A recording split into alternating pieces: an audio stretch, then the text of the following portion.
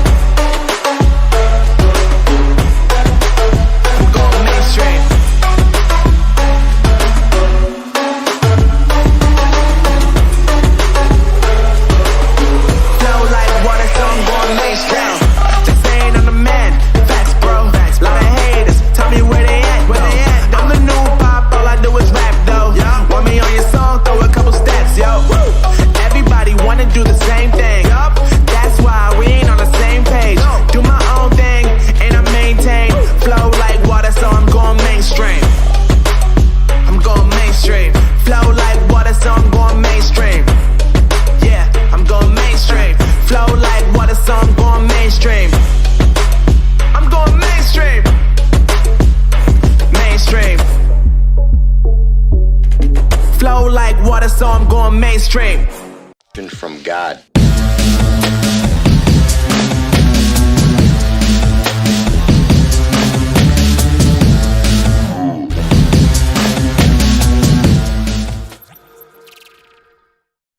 G'day and welcome to the Xbox Infinite podcast. I'm your host, Riskit4theBiskit.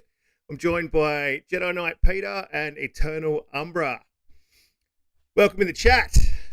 Right, so it's been a bit of a quiet week. How are you guys doing?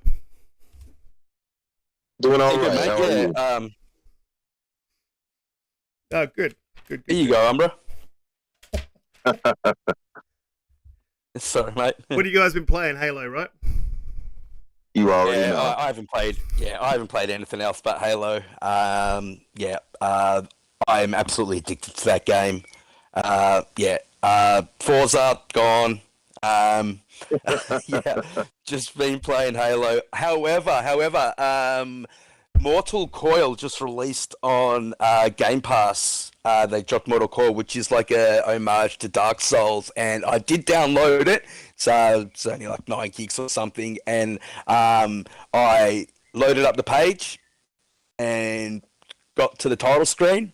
And then went straight back to Halo. Yeah, well, you guys are lucky, man. I've gone over to the UK and I thought I had an Xbox here, but unfortunately I've only got a 360 here.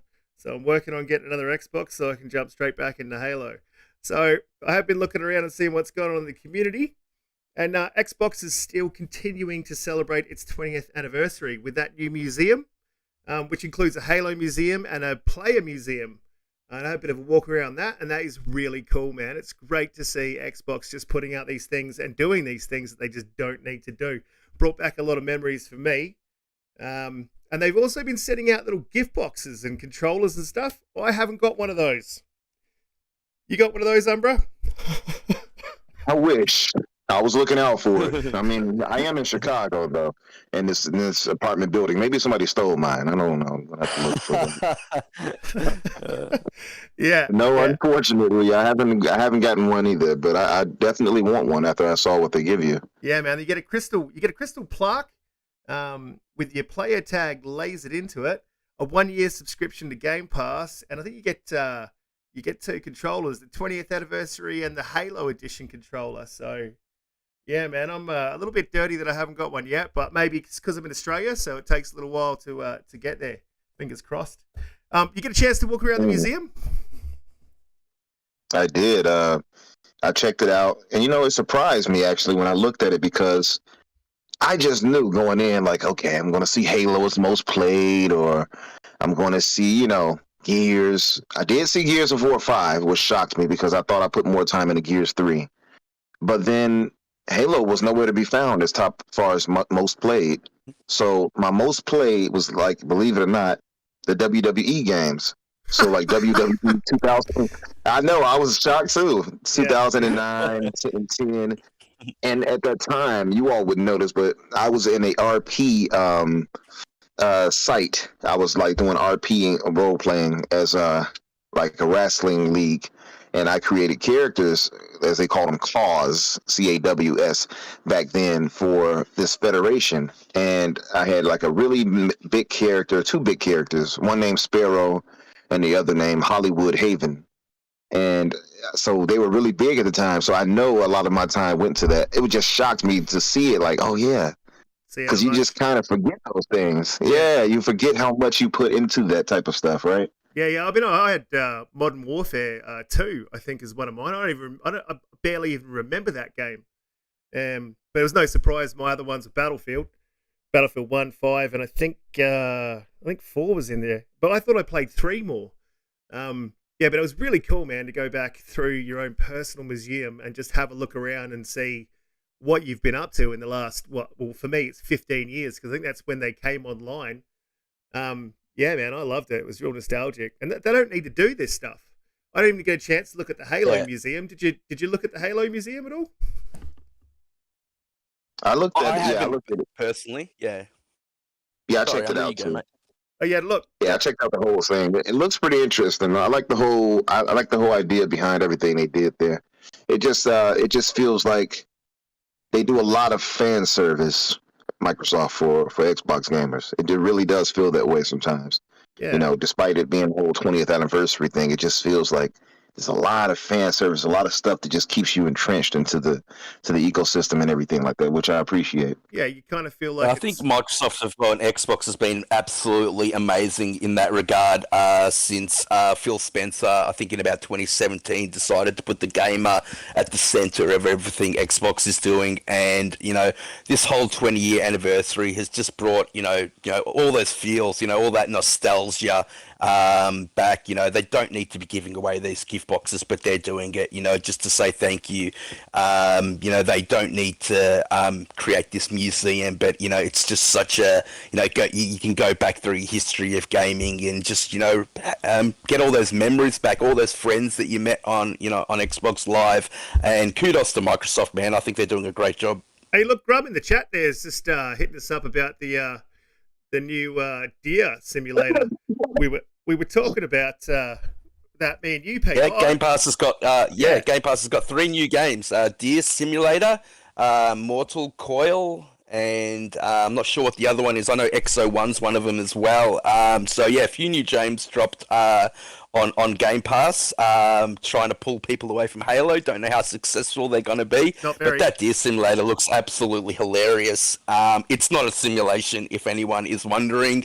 You can be a Spider-Man deer and Spider-Man your way through the light posts, or you can be a 2-legged deer and run on your back legs. It's hilarious. The physics in it are hilarious. Yeah. Why not give it a try? It's on Game Pass.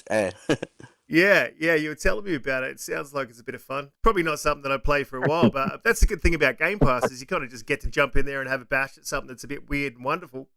And it might be your thing. Yeah. I want I want to download XO1 just because, Halo is just competitive PvP is just so, frustrating at times. And XO1, it's very much like Journey on the PS4. It's just relaxing, beautiful music, really soothing. And, with quick resume, you can just jump in, jump out. Whenever you're getting too frustrated, which, happens to me a little bit on Halo, I'm a little bit too competitive. Yes, you are.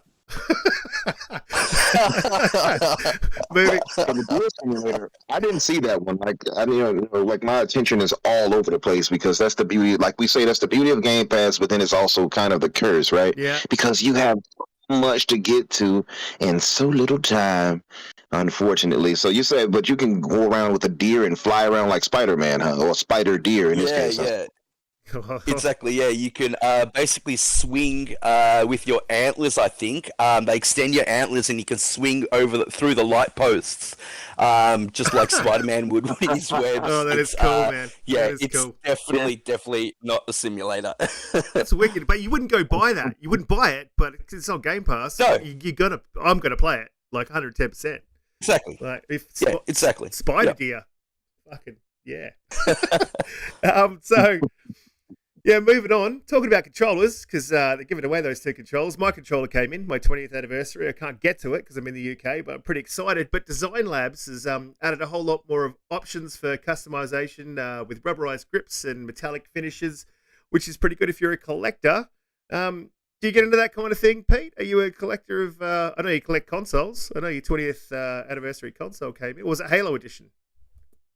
Yeah, I got my 20th anniversary Halo limited edition console. Yep, still in its box, never going to get opened. I've already got my Series X, so I'm keeping it for prosperity. Hopefully it'll appreciate in value. I'm not very happy that the box has got a centimeter tear on it. I'm going to hit up Microsoft and maybe get one of those gift boxes sent out. I thought it was a 5 centimeter tear. You said it was a 5 centimeter tear, wasn't it? No, well, yeah, look, I mean, I got a little bit upset yesterday because, I have a little bit of OCD and, I wasn't impressed that I opened up my brand new console out of the box and it already had a tear on it. But in saying that, yeah, look, I mean, it's amazing.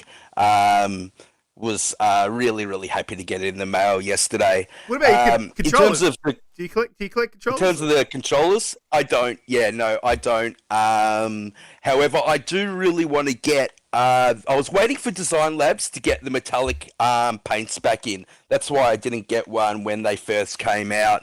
I think the metallic just looks great as, big... I'm pretty boring. I'll probably go black with metallic blue.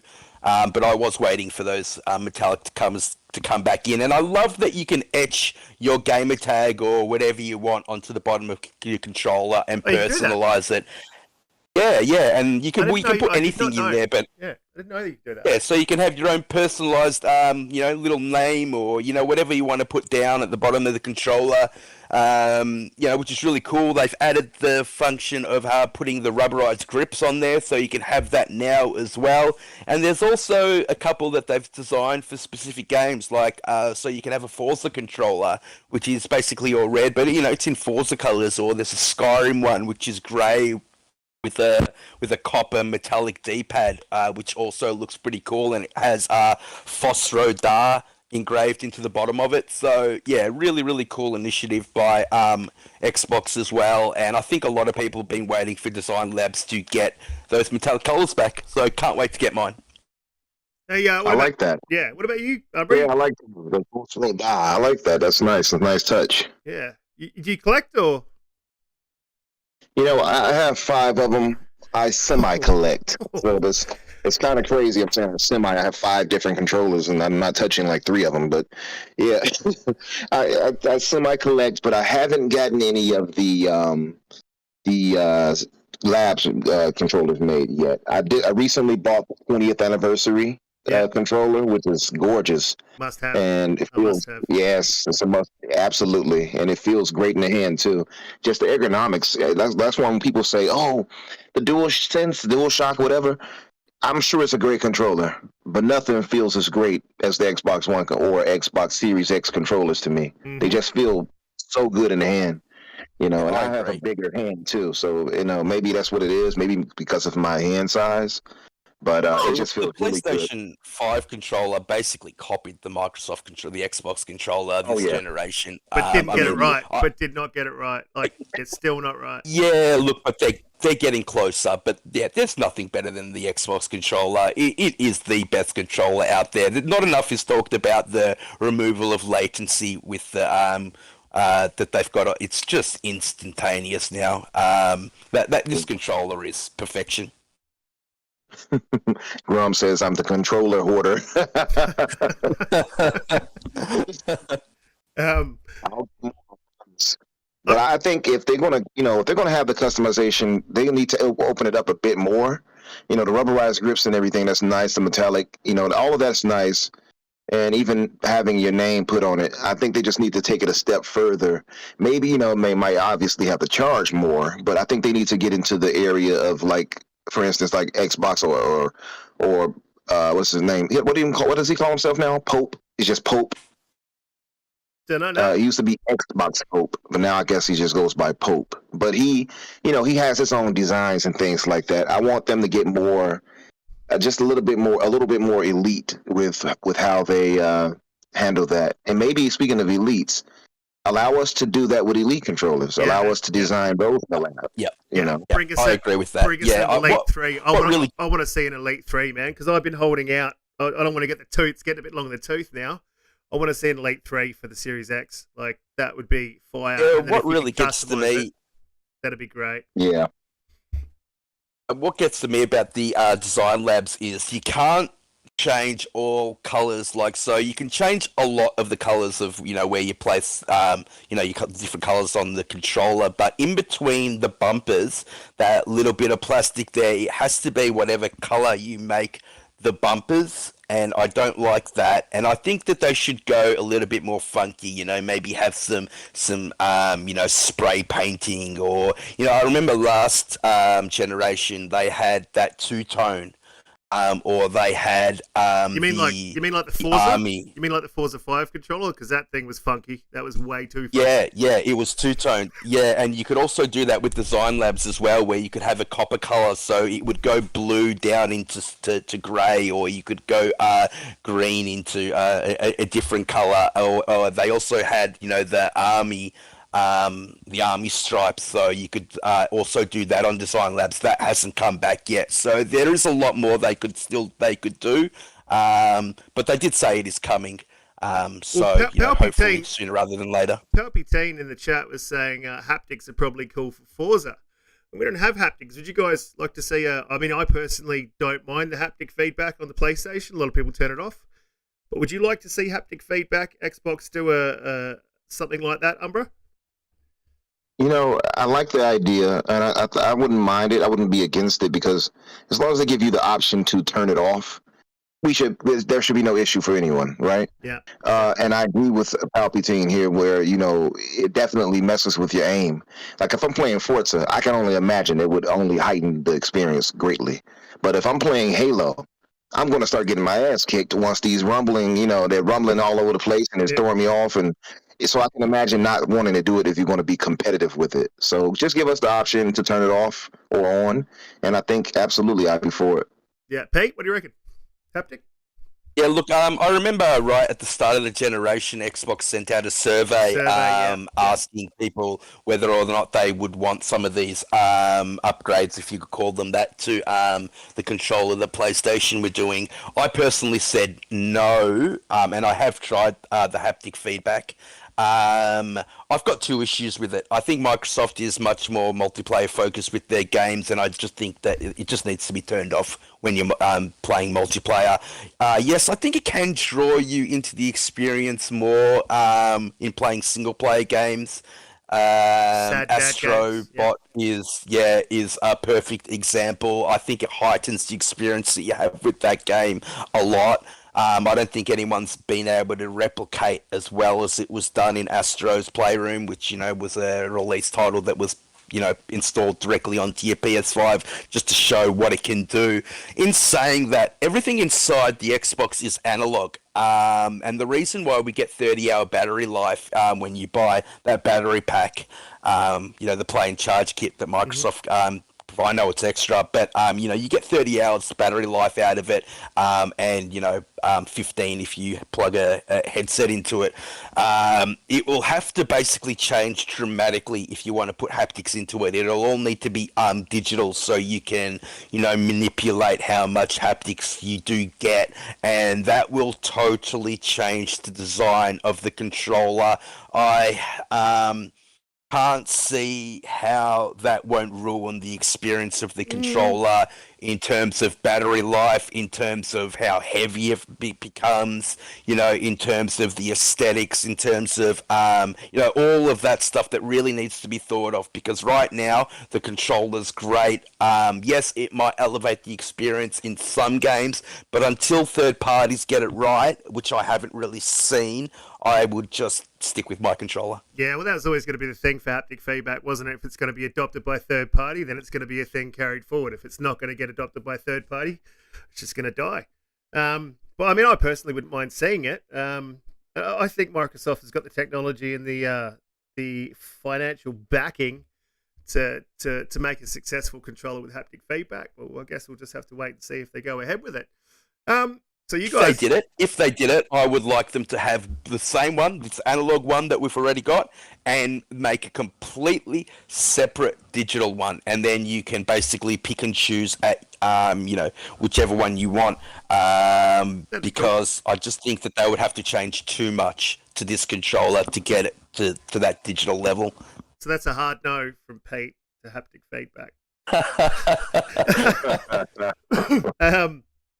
We'll move along to Halo, because that's where all podcasts end up at some stage. And we've got to Xbox Infinite, baby. Xbox Infinite. We've got to talk about this. Halo Infinite's progression and their microtransaction system. Now, it continues to be an issue, even though they've made some changes. And reportedly, the team is having a break prior to the launch. So it's not likely that it's going to get rebuilt or much is going to happen in the way of change for that system before launch and not long after launch, I'd say, going into the holidays, which understandable. The team needs a break. They've probably been grinding to get the game out, but it definitely needs to be rebuilt, in my opinion, from the ground up. The gameplay beats need to be, the actual system needs to follow the gameplay beats instead of like your weapons or taking you away from the objective, and all that sort of stuff just ruins the experience, in my personal opinion. And yeah, I'd love to see them rebuild it from the ground up, but I just don't think we're going to get it anytime soon. What do you reckon, Pete? Do you reckon we're going to get it maybe? Look, I think 343 deserve a break. They would have been crunching pretty hard, and we're all trying to take crunch out of the industry. It shouldn't be there. Developers have lives outside building these games. I know that we as gamers want everything to be perfect day one. It is a live service game in saying that, so they're constantly going to be building and improving on it, but 343 deserve a break over this Thanksgiving period. They can go home, they can be with their families, they can recharge their batteries. In saying that, the system's broken. I absolutely cannot stand it. Yes, they added 50 XP for, finishing a match, but I was trying all the last couple of days to do my weeklies, and they're saying that I need to get kills with a certain gun, or I need to do this. And when I'm doing total control, or anything, it just takes you out of the objective. What I hate about it is I'm trying to contribute to my team. I'm trying to contribute to our team winning, and by me having to use a gun that I'm not necessarily comfortable with, or it's not necessarily, designed for whatever game I'm playing, they're taking me out of that experience, forcing me to use that particular weapon in a game mode that doesn't complement it. So what I would love to see is an introduction of passive XP. So if you're playing Oddball, kill the ball carrier. If you're or carrying the ball or defending the ball carrier, if it's total control, capturing an objective point. Objective point. Yep. Yes, exactly. Not using a specific weapon to get kills. And I would think that would go a very long way into people actually playing the objective, which is I found with a free-to-play game, like a lot of people in new to Halo, they're just going for that kill-death ratio. They're going for that Call of Duty KDA, which, you know, it's not what Halo's about. Halo is a lot more tactical, team-based, especially when you're playing modes like Oddball and Total Control. It's got nothing to do with your kill-death ratio. It's got to do with winning that objective, and so I really think that it'll help on both fronts. Yeah, absolutely. Umbra, I know you not happy with the system. Not happy with it. And, you know, it's sad to have it that way because it's an otherwise super stellar game. I think everybody that's played it, we can all attest to that. Hell, I'm still going to play it. It's not going to stop me, but it really puts a damper on things because it's just one more way for the detractors to say, see, look at Microsoft, look at the Game Pass model, look at the live service games they want to start giving you. You know, it adds to that narrative, unfortunately. And on top of that, as actually longtime Halo fans, or, you know, even if you're new, I can imagine for the newer people, maybe it's less of a, you know, hindrance, but we're used to having objectives and also being rewarded for winning, right? Not just getting a base flat 50 XP. Yeah. You know, everybody gets the same. So it takes away the incentive. It takes away the competitiveness in the match. Now, fortunately, the matches I've had have still been sweaty. So that's the good thing. So I'm still earning my wins, or, you know, or really fighting until the end for that loss. But it's going to come to a point where I think some people are going to stop caring and they might move on to something else because of that. And we've already seen the past week, the numbers have dropped.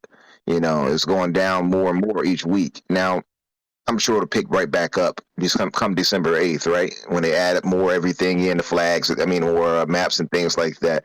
So I don't know if that's much, maybe it's just much ado about nothing, but the entire system it really takes away motivation, unfortunately. I know that I'm sure that wasn't their intent. Yeah, it does. It makes it feel like, what's the use? That's because I played with a few fellas in my, you know, in the ES squad and earlier. And I'm saying ES squad twice, but ES, my ES buddies, and they were like, okay, who cares? And if they're feeling that way, or if they're complaining mid-game, it takes me out of it. You know what I mean? Yeah. So I had to get 3 kills with the pulse rifle. That was virtually impossible. That gun is just it's terrible. I had to get 5 kills with the brute chopper spikes. Like just silly things like that just take you out of the experience, take you out of actually doing the objective. Really hurts the game. In saying that, I did do them. I think I have to get 2 more kill streaks on Fiesta to get my, you know, color scheme. And then that color scheme only goes on to the samurai armor. I can't even put it onto the armor set that I want to be wearing, the Mark V or the Mark 7 for that matter. Yeah, you know, the system, the entire system itself is just overall extremely frustrating to me.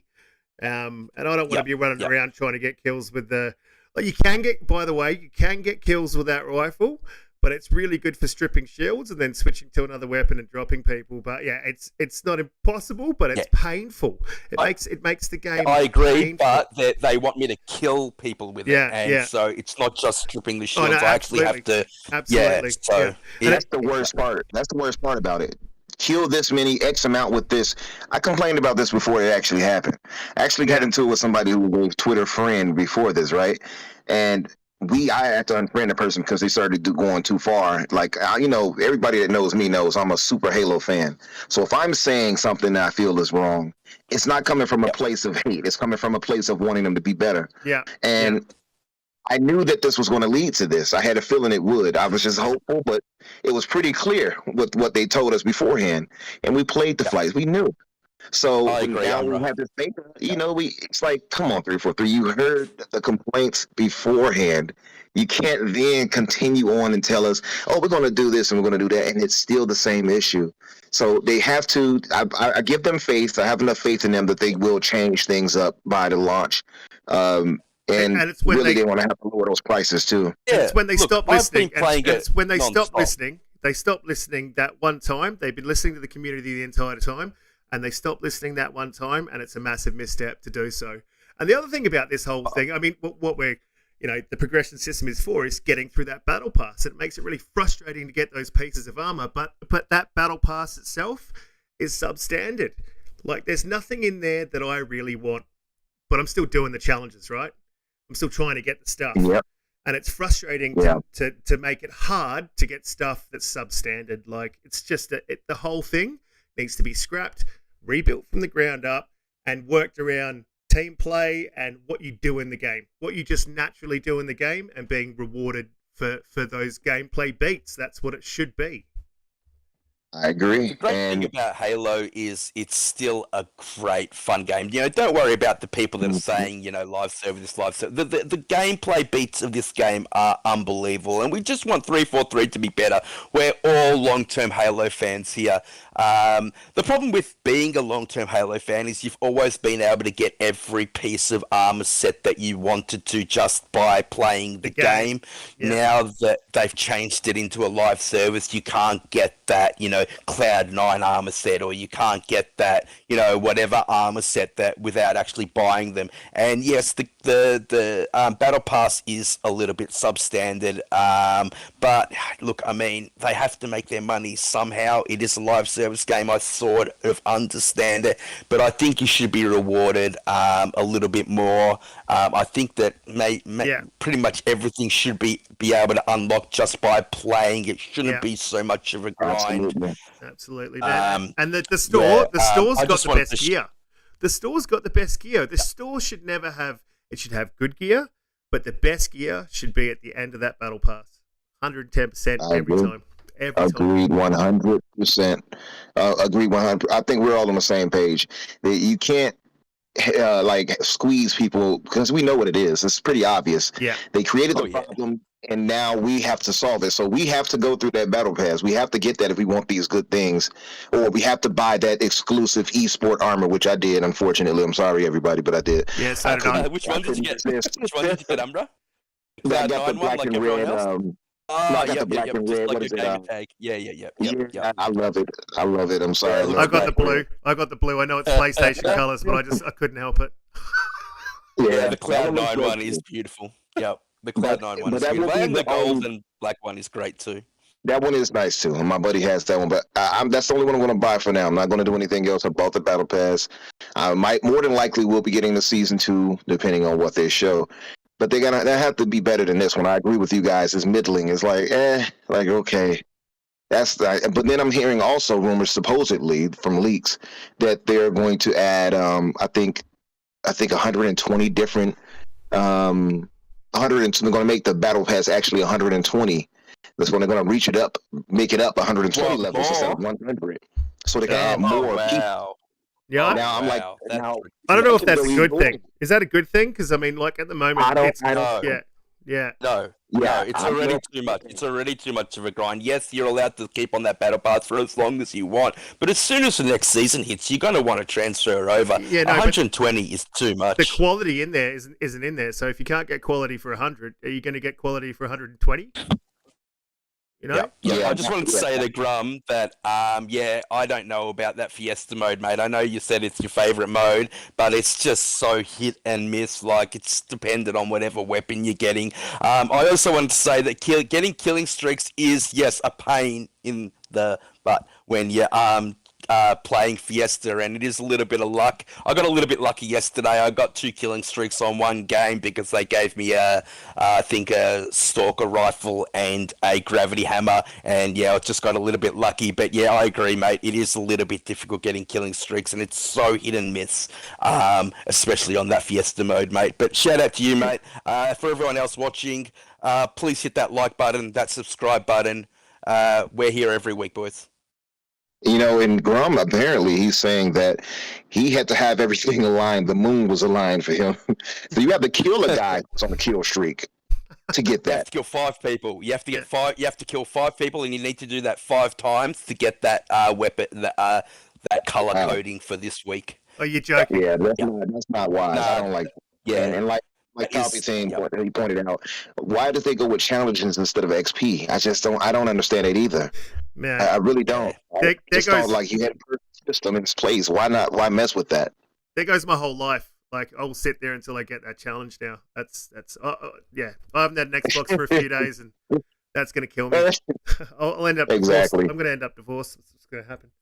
And that's the thing, right? Because we all have lives. So the way they have this now, it kind of de facto forces you, if you care for progression, that is, to kind of grind, and it's a time waster at one point, because now you got things to do, but you're gonna have to do that if you want to get through that before it flips over, or if it passes over for the day or for the week.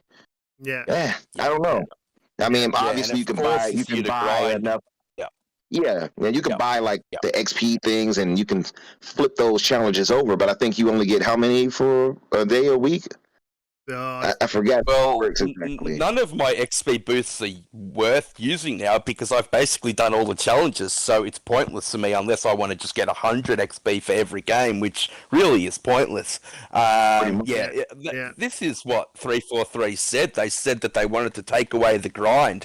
I don't think they've succeeded in that at all. Yeah, I think opposite. Riskit was right at the start. The whole thing needs to be just start from scratch, listen to the community this time. 343 is good at that. Let's give them a little bit of time off because obviously they crunched a little bit to get to this point, but hopefully they fix it early in the new year. Don't forget, guys, that this season is going for 6 months, so it is an extended season as well. Yeah, that's true. That's absolutely true. And Joe Staten actually had some interesting things to say. They didn't touch on the Ryan McCaffrey from IGN had an interview with Joe Staten. They didn't touch on this, which was actually a little bit disappointing in the interview, but they did touch on a few things that were quite interesting. One of the things he said was that no other platform gives creators the opportunity that Microsoft can with the technology available. For Microsoft Studios, creators can really push the envelope with the technology that they have and the backing that they have. And I think that's why we got such a good Halo game with that delay. And that backing was financial because that would have cost them big time. So for them to crunch all the way to now, yeah, they definitely deserve that break. And he also said something about co-op. I've been a bit of a supporter of release the game. I don't care about co-op. My tune's slightly different now. But I do think they should have delayed the co-op with what he said, which was he didn't want to let Forge or co-op out the door unless they had quality experiences. And what they wanted to focus on was getting all the PC specs. So anyone playing on a PC would have just as good as experience as anyone playing on a Series X. And I think that was the right move to make. Did you got a chance to watch that interview, Pete? Yeah, I did. It's a whole hour interview that goes through the whole career of Joseph Staten. Yeah, magnificent interview. If you guys get a chance to watch it, I'll post it up on my Twitter after this, so everyone can have a look at it there. My Twitter's just my handle is just JediKnightPeter. But basically, he goes through how he got into developing for Xbox and his prior work experience and his, work at what he did at college and all that kind of stuff. So, Joe basically got into Bungie just by playing Myth with the Bungie guys, and then because they were just gamers playing a game online, enjoying themselves, and they found out that they went, and had similar experiences at college, and out of just playing a game, got invited down to Bungie and got a job out of it and changed the whole direction of his career. They were working on a little unknown game at that time called Blam, which turned into Halo. He wrote, basically the story for Halo. He's a little bit modest. He says that it was a collaborative experience, but, basically it was written by him. And so amazing how things work out. Just by, gaming with people you met online, he got, his dream job. I just love So, his. I love his yeah, energy amazing. throughout the entire interview. Like it's a great interview. Like I recommend you guys go and watch it. But the things that I found really interesting is his focus after coming off the because he was on the publishing team in 2019, and he said that was a transformative. 17. Yeah, 17. No, 2019. It was 2019. He was in the publishing team. So- Yeah, he left Bungie and came back over to the publishing team.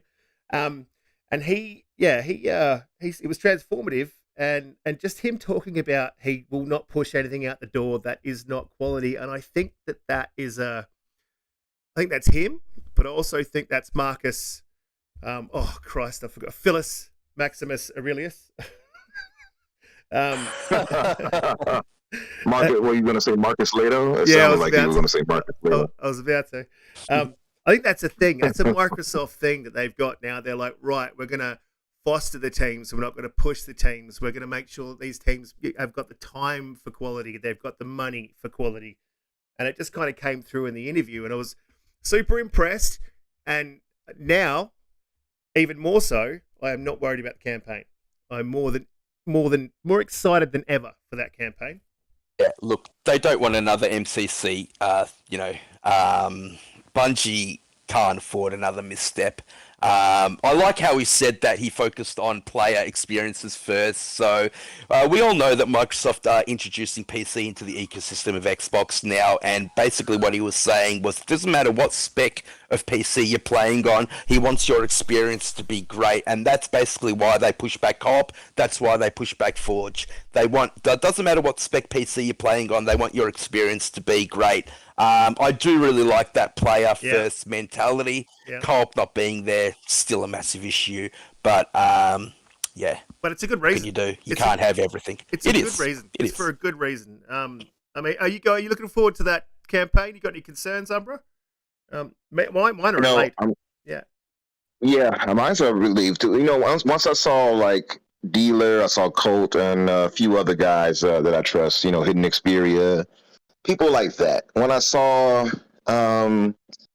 Havoc Rose, which is Miranda Sanchez, when I saw their reviews, and even Ryan McCaffrey, when I heard them and heard the excitement in their voices, when I saw and read what they were talking about, I think it was clear that, and these are big Halo fans, I think it's pretty clear, that the campaign is going to be something special. Now, Joe Staten, he spoke on it before. He said he beat the game twice, and that was before they did all these updates to improve the visuals and things like that. So if he's saying to us, yes, it's going to be great, it's going to be this, we're going to give you quality, I believe it, and I think most of us do because we trust him. So he hasn't let us down. He hasn't really let us down as far as Halo goes, so I have no reason to doubt it. And I was already on board with the campaign anyway.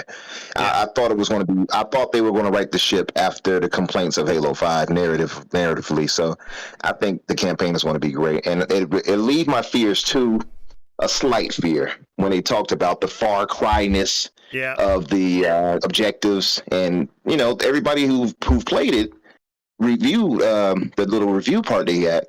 They said it wasn't Far Cry like. Most did, at least. So any complaint or issue I may have had, I think that was erased right then and there. Yeah, that was actually my only concern, and I'm the same as you. When I saw the Colts, the Dealers, even Skill Up play, he put a few concerns out there, but they weren't anything that I would be concerned about, like fully. I think one of the concerns was that the open world doesn't feel filled enough, like it feels a little bit empty. But I don't think that's a big problem for Halo, because in those games, there's always areas that you move through that are kind of empty, moving on to the next area. So I don't feel like that's going to really take away from the experience. And then from what Joe's talking about today, I've got absolutely no concerns. I'm super excited. That's why I'm going to get an Xbox in the UK, because I didn't have one here. It is for Halo. If Halo wasn't going to be there, I would not be buying another Xbox. That'll make it how many? 4. 4 Xboxes. Yeah, I love the different experiences that everyone seemed to have in playing the campaign. Like, everyone that played it had a different experience. Miranda said, I think I said it last week or a couple of weeks ago. She said that you don't have to do the side objectives if you don't want to. But why You don't wouldn't you? have to do the forward operating bases if you don't want to. You can just play the story if you want to do that. I like that open world nature, and I agree with you to risk it. Like, the slow parts of Halo is what makes those impactful parts so great. Yeah. You know, going out into the open world, exploring, you know, everything's just slowing down. You know, you can appreciate the world that they built. And so when those, you know, those little mini boss fights that they've added, I think it's just going to enhance the experience. Yeah, so cannot wait. Joe was awesome. You know, like, what I didn't know is, you know, when he left Destiny, and he was very vague about why he left Destiny. I think he might have, you know, some kind of agreement that he's not allowed to talk about it. But I mean, I think we can all guess. Basically, he wrote the story for Destiny, and they didn't use any of it. They basically got rid of it all, so he left before that game shipped. After that, I think Bonnie Ross called him and said, yeah, we know you don't really want to work on Halo, but is there anything that you do want to work on?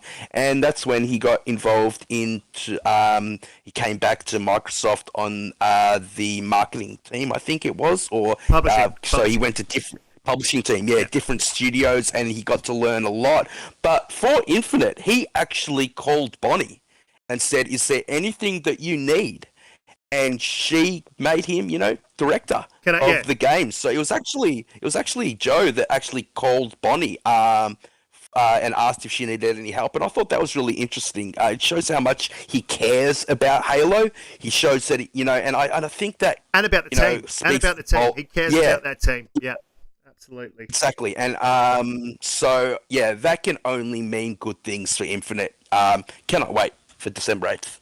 Yeah, I found that really interesting. Like, when he said, like, I just called up to say, hey, can I help you out in any way? Is there anything I can do? Like, you know, let me know. He said he was on holiday, and then he, I think he said it was 2 days later, he opened his computer and he was just hit with emails. Come back to 343, you know? So, yeah. And it's so funny. Like, that's one of the moves that we can all agree. Like, that was the right move. And I was always wondering, like, why wasn't he back with the team? And I know, you know, he wanted to move on at one point, but I guess Microsoft finally decided to crack open the safe. So that was the smart move. That's what should have happened. Absolutely. I just wish. I feel a little bit sorry for Chris Lee. You know, everything they said, the basis of the game was there. It just needed a little bit of extra time. You know, and Joe's getting all the praise for it, but the bones were there, so I think Chris Lee did a good job. You know what I wonder about that, though? I wonder if that's just PR.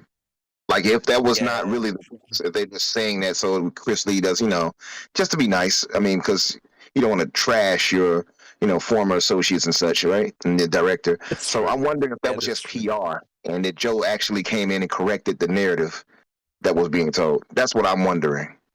So yeah, I definitely think that some of it would have been corrected, like going through your inventory. That's very non-Halo. But you said it yourself, Umbra. Like, as soon as Joe got there, he played through the entire game and said it felt very Halo. You know, and look, I mean, the bones would have had to have been there, and I think that. Yeah, I think that Joe's attention to detail and love of the Halo franchise elevated it to that extra level. But yeah, look, I do still feel a bit sorry. He's a little guy. He's a little guy, but when it comes to Halo, I feel like he's got a lot of weight to throw around. So I think when he got there and he realised that there was, like he said, one of the things I could help with was giving the team more time. And when he realised they needed the time, he called up old Phyllis Aurelius Maximus and said, hey, we need another year. And he got it. And of course, that would have been a very hard decision. Oh, yeah. They were releasing a brand new console. They knew they didn't have anything for a while. Halo was their big app. And to delay it was a huge, huge decision. The right decision. And credit to Phil. In saying that, a very, very hard decision to make. Yeah, all credit goes out to Xbox. Everyone in the industry talks about stopping the crunch and all that kind of stuff, and people releasing broken games. Hopefully, this sees a turnaround in the industry. I mean, the guys that made We Happy Few, I can't remember their names. They released their last game in 2018, and we're not expecting another game for them for propulsion for 2 more years. Microsoft is really giving these teams the time that they need to do their best work. So great things for the future for Xbox. That goes back to what, the statement that Joe made, that only Microsoft could really afford them that time, right? Only they could give them that freedom of I guess, I don't want to say creativity, because that would be a false statement saying what Sony does, but they give them that access because of the access money that's put into these projects. I mean, the whole rumor is 500 million put into Halo Infinite. Now, I don't know how true that is, but I think that's been debugged, but yeah. We know they spent a pretty penny a mint, I guess you could say, but I don't know how much that was. But I think, that just goes to show what he spoke on. I think it's true. And I mean, every developer you hear, they have that same positive reaction about what Microsoft's direction right now. Mm-hmm. So that's really encouraging thing. And I'm just I'm hopeful. Like I said, I don't really have any fears of it. I'm honestly just excited to play it. Yeah. And, kind of just get in the sandbox and just do my own thing. So I'm sure you guys feel the same. So I'm just ready, man. And we only have a week and a half to go. Yep. Getting closer every day, mate. It'll be very, very next podcast will be 4 days. Absolutely. But speaking of putting out broken games, DICE's head of design, Fawzi Mesmer, if I didn't get the name completely pronounced right, my bad. The head of design, he left the studio saying he received the offer he can't refuse. Now, to me, that seems extremely suspect to the timing. He's the head of design. So, and apparently, as Pete was saying before the show, he was behind a lot of the design decisions. And it was him that pushed a lot of the fan service decisions. And it seems a little bit sus to me after the release of that just the hot mess that game is. It's ridiculously bad. It's a failure. That game is a failure. And I'm a Battlefield player, and I'm absolutely devastated that they, no other way to say it, fucked this one up. And I think it's 2 ways you could think about this. He's either been pushed out the door and they're putting the blame on him, I think, or he didn't want anything to do with EA's business practices anymore, because this is definitely not a DICE decision to release in this state. This has got to be an EA executive decision. Umbra, what do you reckon? Do you reckon this has got anything to do with the poor state of the game, or it's just new opportunity, new horizons? I believe it's possibly a bit of both, but the most obvious, I don't really believe in too much into coincidences, right? You have a poor received game, 63 rating on Metacritic, and I believe the fan votes or scores. Actually, I'm looking at it now. The user score is 2.4 for fans. 64 meta. Yeah. That's not good. And look, I defend 70 and up, because that's what they would call a good game. 60 and 64 and all that's below average. And I would have to look, but I'm pretty sure the previous entry was at least in the 80s, I would imagine. So that's a pretty hard drop. And Battlefield 5 wasn't great either. Yeah, and then maybe that's part of the, was he also the director for that, or was he not part of the team? No, he was definitely part of the team. Yeah, absolutely, he was. Yeah. So that's probably 2 failures. They looked at him like, okay, we're going to have to go another direction. And again, it just goes back to the whole PR thing. Yeah, and I'm looking at it. Battlefield 5 was actually a 73 on the PS4, right? Yeah, it's probably lower on the Xbox because of a lack of people reviewing it. So let's just go with the 73. So that means it dropped down already, 9 points to where it's at now. Hang on a minute. Are you saying that Xbox gamers don't spend their time in Metacritic and PlayStation gamers do? Or? No, just reviewers more. The lead platform, so they play it more on PlayStation. But yeah, it's something else to see that drop like that. So I can only imagine. I mean, it just seems suspect to me that and too coincidental that after you have such a terribly received game, both critically and from fans and alike, and poorly received, I'm going to guess it didn't sell as well as they would hope either. Initially, I can only imagine that coincidence is not just there by circumstance. I'm pretty sure that they got rid of the guy. Yeah. Pete, what do you reckon? I'm 100% on they got rid of him, but what do you think? Yeah, look, all the talk has been that Fazi Mesma, there was a succession plan in place. But not only now, you can say maybe that the 2042 was impacted because of COVID. But don't forget that he's been head of design at DICE since 2019, so he's also looked after Star Wars Battlefronts. And if you remember the state that game shipped in, yes, the gameplay was okay. There wasn't much there, but the microtransaction debacle that happened when that game was released. But are these design choices? Are these? I think that's EA pushing on to DICE, saying, "Hey, like we want this thing to make." I mean, Germany banned loot boxes because of that game.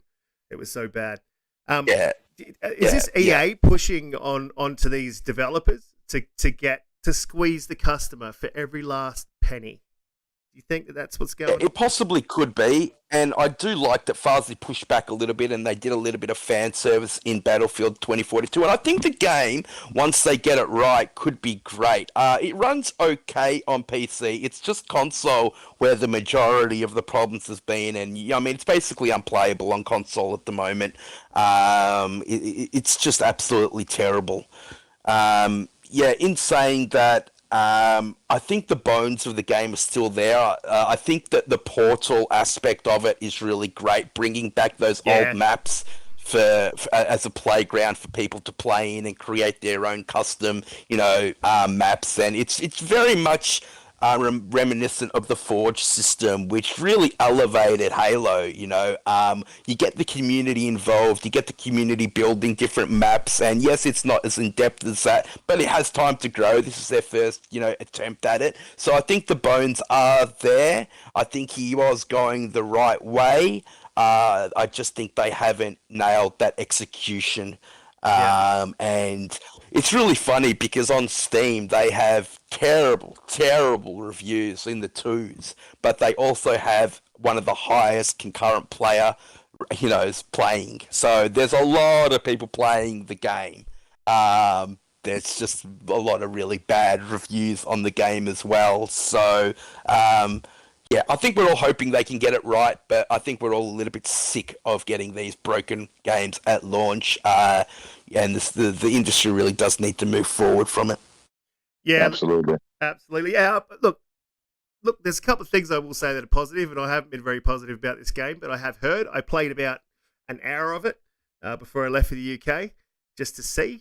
I have heard that the Portal runs well on console, and it's not as buggy as the 128 Conquest player map, whatever they've got there. So look, I've heard that's a good thing, and that Portal is amazing. So look, I just think it needed more time in the oven, and I think they know that. And I think if EA executives are agree. I think they know it too, mate. Yeah, and I think if EA executives are pointing the finger at anyone but themselves, then they're kidding themselves. That's just, it's sad if they let this guy go. Because it's not his fault. EA have been about the bottom line for a very long time now. I mean, look at their biggest franchise, FIFA. That franchise is a joke. They basically haven't changed the gameplay in 5 years. All they've added is microtransactions and that, where you got to buy individual players like Messi and, like just utterly ridiculous. Utterly ridiculous. And just the money making. Yeah, exactly. So they really, and I think they were going the right direction with 2042 with a lot of this fan service stuff. And that's why I'm really sad that it didn't hit. And I'm really sad because players were so hyped. I remember watching the reaction videos to 2042 and they were showing all that fan service, like when the guy jumps out and then lands on top of the, the F-16 and just really, really cool only in Battlefield moments. And people were just so hyped for that game. And unfortunately, it's fallen flat a little bit. And in a game that is so dependent on their players, can they get that optimism back? Can they fix it to a point where they get these people back, especially in a world of Call of Duty Warzone, of Apex Legends, of Fortnite, and now the new king, Halo Infinite? Oh, that has a lovely ring to it, doesn't it, fellas? The king. The new king. The king has returned. Well, look, Yes, I love it. It kind of takes me on to the next thing, talking about. Look, and I have not played this, and it's because I'm cheap. That's probably why. Because I've been waiting for that Mass Effect game to become, come out on a discount or get it secondhand or whatever. Because it's not multiplayer, so I don't need to play it now. Plus, I've got a massive backlog. Anyway, but Mass Effect, it's apparently pretty close to penning a deal with Prime. And the ex-writer David Gator from BioWare said it made him cringe every time he thinks about it. So that doesn't bode very well, I think, for the TV series. And the studio itself has had the creative director of Dragon Age 4 leave. I forget his name. I did have it written down somewhere. Pete, what was his name? His name is Mark Durra. Mark Durra and Casey Hudson have both left BioWare again. I know everyone. Casey Hudson left in the past and came back for Anthem to try and fix that hot mess. But he's since left again, and now Mark Durra has left. Drew Karpyshyn's left. No one really left at BioWare anymore. They are a shadow of their former selves. They truly are. That's since EA's had it, right? Have you played? Yeah, since so I think that there was an agreement when EA picked up BioWare that a few of them had to stay on for, I think there was a 5-year term in the contract, and the day that 5-year contract expired, I think most of the management team left. I think that says a lot in to how EA was handling BioWare at the time. I know there were talks that they were going to close them like they did with the Dead Space developer. Basically, they bought the Dead Space developer after Dead Space 3 was a commercial failure. They basically, they basically just got rid of them. And I know a lot of the talk at the time was the same thing was going to happen to BioWare. BioWare has still got a pretty good name in the industry, I mean, I know there was the Andromeda failure, and I know there was the Anthem failure, but people really, really want BioWare to succeed. And the Mass Effect Legendary Edition coming out this year, and just playing those games again, and Mass Effect 2 is one of my favourite games of all time. It's almost perfection, that game. And people just really want BioWare to go back to those days. I don't think they're ever going to get there, I'm sorry to say. What about you, Umbra? Have you played? You've played Mass Effect? I like I said, I haven't, so school me. Yeah, I love Mass Effect. It's, it goes back to one of my biggest, it sounds silly to say, but one of my regrets for Microsoft that they did not acquire BioWare when they should have. They honored their desire to stay independent. But then here comes EA with a nice little trickery, and they got them somehow. I forgot how it went. I have to look into that again, but they pulled a slick move to get them a part of their the roster. And I just don't forget that Dragon Age Origins and Mass Effect were only released on Xbox and were released by Microsoft Publishing at the time. And it wasn't until EA picked them up that the PlayStation got it. So these games should have been exclusive to Microsoft, but that Microsoft was just you go on. Sorry, mate. It was them being respectful to their wishes. I can understand that.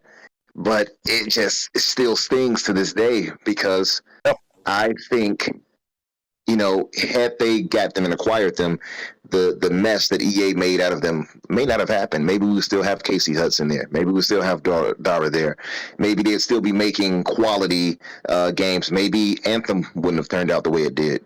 Maybe Mass Effect 3 would have had certain narrative decisions initially that left a bad taste in people's mouths. Well, Who even knows? Mass Effect 2 was an unfinished game. I mean, after Mass Effect,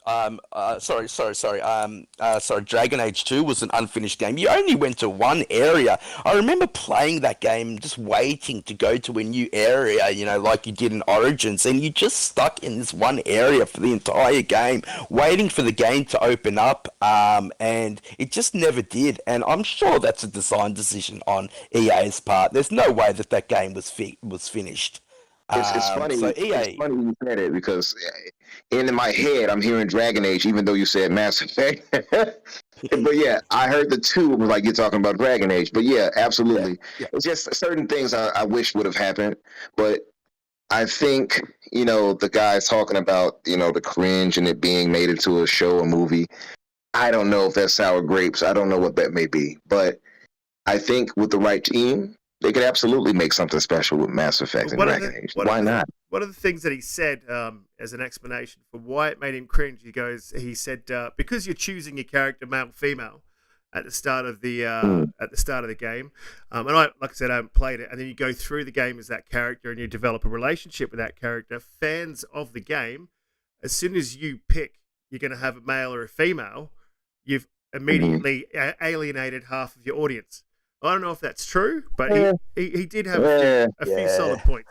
Look, I know a lot of really people agree say with that I know a lot of people say that FemShep was the big thing and she was the main advertising gimmick that they had for Mass Effect 3, but I looked at the actual statistics and I think it's something like 86% of people that played Mass Effect were males, so, we always say that we love women in the industry, and we do, don't get me wrong. But I think most people play, are still guys. So I don't think it'll ostracize too many people. But actually, on that point, the on Renegade that point, and the Pete, on that point, I actually did see a poll of PlayStation players on when they have a choice of character. I'm not making this up. This is not having a dig, and this was a massive poll that was on Twitter. I already know what you're about to say. Yeah, and most of them, I think it was a 60, 70 or 70% of them chose women as their player. I don't know if that's. I don't trust any poll that's on Twitter. Look, I really don't. I don't know if it's an Xbox PlayStation thing or what it is, but I just sort of throw that in there.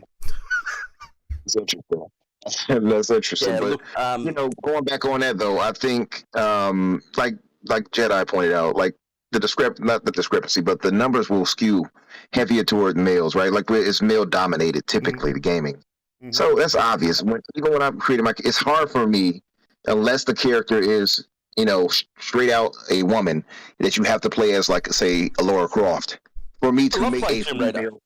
Absolutely, and I love Lara Croft, but I'm not. If I'm going to make an avatar, it's going to be a man. It's going to be a black man 9 times out of 10. You know what I mean? Mm-hmm. So there's no discrimination toward women or some type of way against them. I just want somebody who I'm going to make as an avatar of myself, and I think most people who do that, play the game like that, and have creative freedom, are going to tend to do that. So yeah, absolutely. The problem is going to become with the Paragon Renegade system more so than the gender of the main character, because Mass Effect is such a personalized experience in the way you play, where you can be a baddie or you can be a goodie, and those decisions. What make Mass Effect so great is those decisions have actual impact on the game. You can lose so many of your squad mates dependent on whether or not you are a renegade. I mean, you can kill Ashley, who's the first character that you pick up in, the first Mass Effect. You can actually shoot her, or, Callie can commit suicide, or, Rex, you can kill Rex. This game sounds horrible. This game sounds terrible. Yeah, I think that's if you play as Renegade. As a Paragon, you can save all of them, and that's where I think the real problem is going to become, which direction they actually push the narrative. Hey Jedi, you forgot. Now with Ashley, Risk, you don't know yet, but most people saw her as a super space racist. So I don't think she is a racist. So killing is alright. Okay. So what? It just said for her, it was like I hooked up with her in number 3, but I I ditched what's her name? The blue chick. I forget. Oh my god, I can't even remember. It's been there so long. I ditched her and hooked up with Ash in the third one, mate. The human race needed more human babies. She's more or less a space. She's more or less a space Trumpy. Yeah. She was a Trumpy, but a space. Look, I can't Yeah, wait. I was such a man whore. I was with the alien chick. I can't remember. I can't remember the blue chick in number 1. I was with Miranda in number 2 and Ashley in number 3, mate. You were doing with Captain Cook. You were all over the place. I can't wait. That's the great thing about Mass Effect. You know, like you could make those decisions. Yeah, amazing role-playing game where decisions mattered, and that's what everyone wants BioWare to be again. Yeah. So, But it doesn't sound like By that's the what way, we're going to get. that was Liara, by the way. That was Liara. Liara, yeah, that's it, mate. Yeah, thanks, Umbra. I appreciate that, mate. Yep. Yeah. Blue chick. You had Tali, of course, as well. But she's the one with the mask on, and she can take it off. Yep. Never really see her face, but yeah, she's cool, Tali, man. Look, She's cool. Sometimes She's the engineer. Sometimes that's a good thing. Sometimes it's a good thing. Look, we're a little bit late out of the gate with this one, but the cloud update allowing consoles to access the new gen games through the Series X server blades has been live. It's been live for a little while, and I've had the opportunity now to test it out in obviously my own country, and I'm looking forward to testing it out in this country. And it was pretty seamless in Australia. It's not. I mean, look, I wouldn't be playing first-person shooters with it, but look, it's pretty good. Have you and look, getting on Game Pass and just trying out games has become an even easier endeavor now because you don't need to download it. There's no waiting. It's just a couple of seconds there, and you're like, okay, I'll try this game out, see how it goes. If you don't like it, there's no cost to your hard drive. So yeah, this is like another feature that Xbox has released is just make this service even greater. Have you guys had a chance to try out the cloud? I mean, you've had it in America for a while, right? Yeah, we had it in America for it actually be just released to beta, I believe, here though.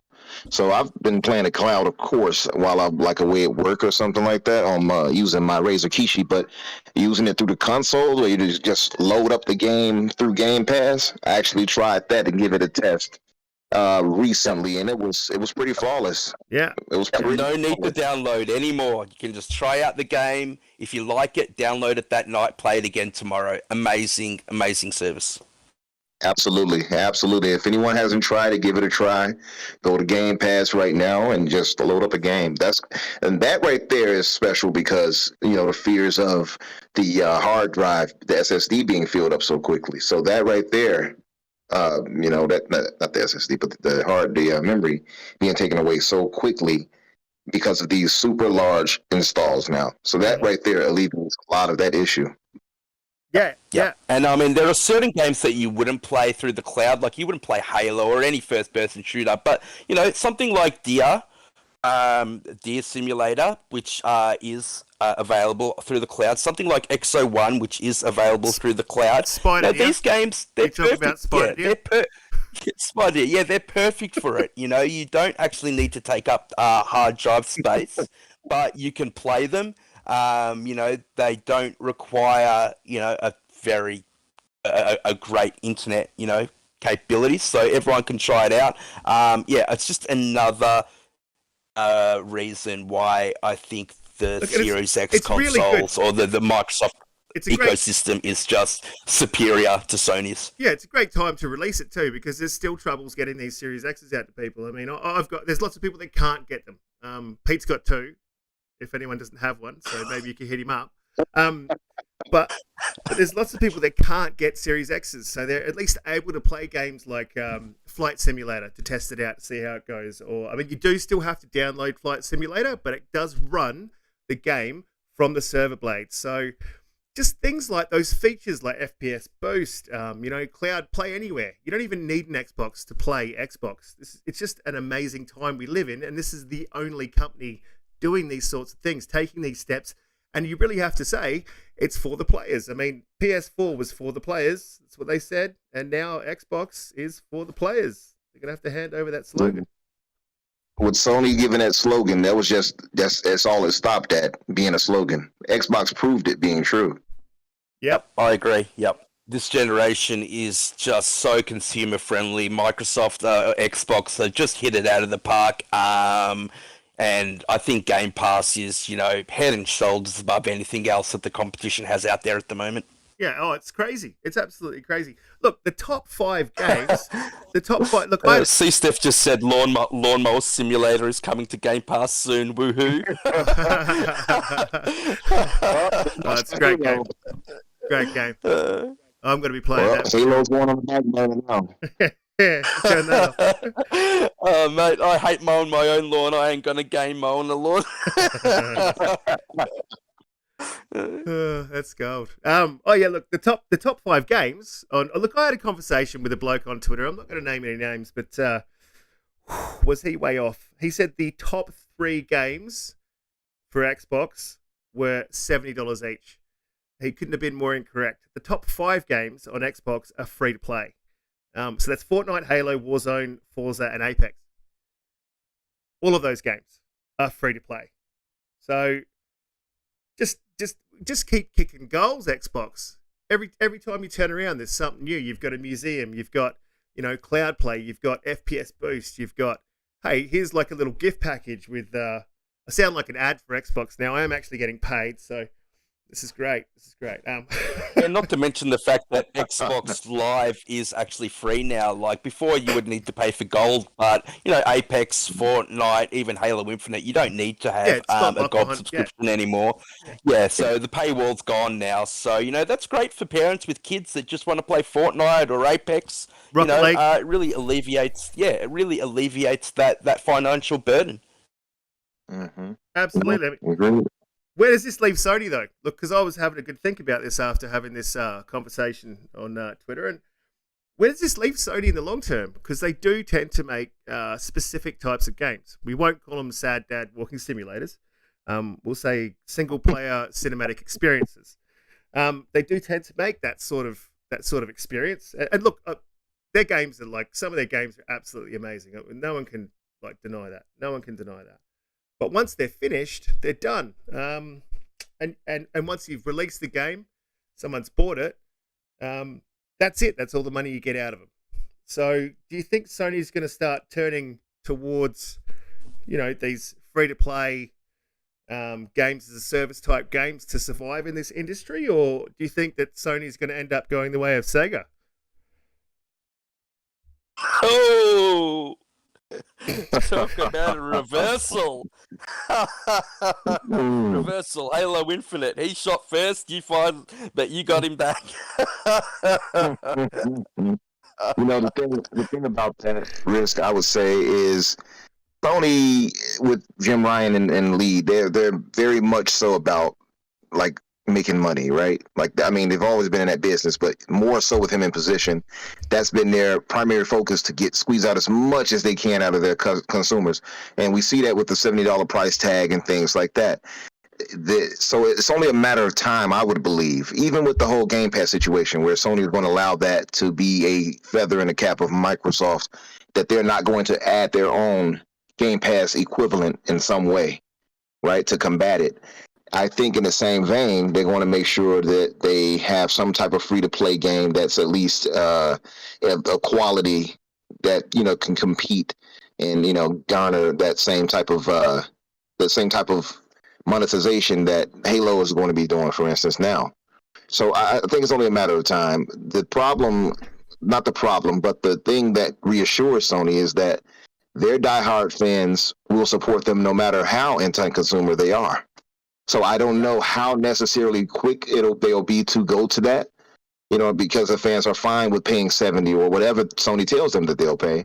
And so I don't know how fast they'll go to try to get there, because they might not have to, with the fans being so diehard. Yeah, well, that's what that's the problem. frustrates me Yeah. about Sony fans. Like, they wouldn't have been able to get away with that $70 price tag if there was pushback from the actual fans. But all of them are saying that it's Exactly. fine, that they're willing to pay it. It's absolutely frustrating. Now, they're hardcore gamers. They might be in a financial position to be able to afford that $70. But what about the mom and pops out there, that have to pay $500 for a console, $750 in Australia, plus $70 for one game? The contrast is just becoming more and more stark. You can get an Xbox like you get your phone, and you pay, I think, $30 a month, and you get Game Pass along with it. There's 400 games on that. And then you get your console as well. And the more and more it gets out into the industry that Xbox is doing these things and Game Pass is a thing, I think, the pressure's really going to be on Sony. Now, they do have, PlayStation Now, but, I mean, that's just, it's getting better, but it's nowhere near as good as Game Pass because of day and date. Jim Ryan also said that he doesn't want to gate the community, so I mean, obviously more PlayStation games are going to be going to PC, and I mean PlayStation has some amazing experiences out there. They were second to none last generation. But Xbox is catching him on that front too. So, yeah, look, Sony is going to have to do something. And I agree with Umbra. I think they're going to do it sooner rather than later. Yeah, but what are they going to do? They're too far behind they're honestly too far behind the ball and they don't have the cash to float a Game Pass. There's no way that Sony can float a Game Pass. I think they'll just keep PSNow but they will put games into it sooner than they have been doing. They'll also, release their games onto PC, which will get them, more money. And I think they'll start to do that, instead of waiting 2-3 years, they'll probably do it, a year later. That's why they bought Nixus. That's why they bought those other PC port studios. So it looks like they're, already doing that. But yeah, look, in terms of an absolute Game Pass competitor, it'll be different. Yes, that's true. Yes. Yep, yeah, that's right. That's another one. I agree with what you're saying. I'd say 6 months to a year before they bring their games to PC. Before eventually it'll probably go in day and date, which I think we all agree there. Eventually that will happen. I don't think it will, but yep. Oh, yeah, that's right. You were on the fence against that. That's right. But as far as what they'll do for their Game Pass equivalent, I agree with everything you said, and I think they'll also throw in the Crunchyroll. And what was the other one they got? Well, they'll probably just condense it into one thing. Something like that, yeah. And they are actually making multiplayer games. I think the London studio is making a live service type game. The one they closed down Japan studios, but PlayStation London is making a live service game, and also Guerrilla Games is making Horizon Forbidden West. But they're also working on a second multiplayer centric game. Do you think for their second studio? Do you think that multiplayer game will be as boring as Horizon, or do you think they'll ramp up? Well, it'll most likely be Killzone. It'll most likely be Killzone or a reincarnation of Killzone, but they are going the multiplayer route. They realise that they have a gap in that, in their games. And Microsoft have done the same thing. They've realized that they don't have any sad dance simulators, and that's why Hellblade's coming, and that's why Fable's coming, and that's why Compulsion are working on their games. That game is actually the ultimate sad game. Like, it literally is about depression. It literally is. If you haven't played that game, it's a really good game, but it's depression and mental issues, of course. Yeah, it's technically a sad... to be played with headphones. It's a sad mum simulator, really. Sad mum simulator. Now I've lost track. Oh, look, C-Steph in the chat there was saying he's the only one willing to pay $100 for a farming simulator. I was the first to be careful with my people. At first, I thought my boy was playing, but I think he's serious. I think that's like the third post he talked about that. I think he's dead serious about it. He's going to talking about having a beer before, I think, while mowing his lawn. Yeah, and Steph is very unique. I saw his game for the 20th anniversary. This man has put in thousands of hours into Minecraft. Thousands. Oh, he's a builder. He's Yeah, Bob. you have to see his hours he put into this. Insane. Yeah. It's so C-Staff Bob. We'll call you from now on. The builder. Well, look, guys, it pretty much brings us to the end of the topics for the day.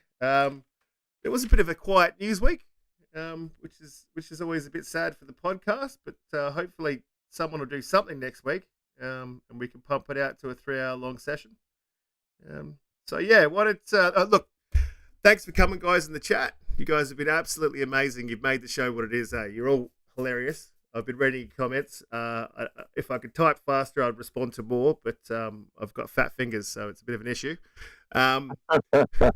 Jedi, thanks for coming, mate. Thanks for making the show what it is. I appreciate having you on the show every time you are on the show. Just let everyone know where they can find you, what you're up to, what you're playing. Rock and roll.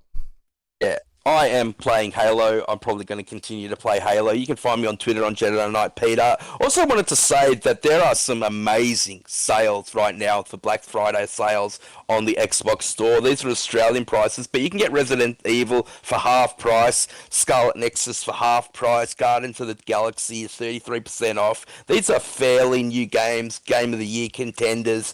Excellent prices at the moment. So, if you get a chance, check it out. Riskit, I wanted to say thank you. I know that it's been tough getting the show up and running. You're halfway across the world. Congratulations to you, mate. And Umbra, yeah, amazing as usual. Thanks to everyone in the chat. Please hit that like button and that subscribe button, boys, and we'll be here next week. Yeah, Umbra, thanks for coming again. Thanks for joining the show once again, and coming on as a permanent panel member. And yeah, tell everyone where they can find you, rocking the spaces on Twitter, and what you're up to, what you're playing. Yeah, and thank you, gentlemen, again for welcoming me. With arms wide open. It's been a pleasure to be in your company. As Risky, as always, we always speak on spaces, so you already know, brother. Yeah. You all can find me under Umbra Infinite on Twitter, and of course here on YouTube under Eternal Umbra. So it's always a play on it, the infinite or eternity. You'll find me one way or another as long as you look for Umbra. But I also have I'll be appearing on Boom's Prime Time Monday night. I'll be appearing on that, so I would appreciate if everybody in the chat, which I appreciate you guys for coming through, giving us support. Can also come through and check that show out, and come back here again, and subscribe and like this show, and come back here again if you have the free time to show us some love too. If you got the time, we much appreciate it. Of course, Risk, I appreciate all the work you're putting in as well, brother. I know you're jet lagged. I know you have a lot going on, and you still make the time to get out here and put this work in. So I appreciate that from you, and getting these. Oh yeah, absolutely. And getting the list together of what we want to talk about. I'm going to make sure I start trying to alleviate some of that stress off your shoulders to give you some things that we can also talk about too. Awesome. And yeah, and I'm going to fix my channel. I'm going to cleanse it of past videos and things like that, so I can make it more of a content focused thing going forward on YouTube. Yeah, I'm going to get started on that maybe this week coming up. Or maybe after, maybe for the new year. And yeah, and you guys can always find me on Twitter, whatever, like I said too. And if you so inclined, you can find me on Xbox under Super Havoc.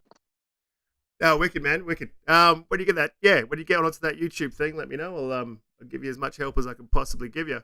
And again, thanks, guys. Thank you very much for coming along, chat, panel members. It's been a great show. And we'll see you next week. We'll be on at the same time. And I'm not sure what's going to happen after that, but I will let you know next week. So thanks for coming, guys. I will see you next week. Have a good one. Later, everyone.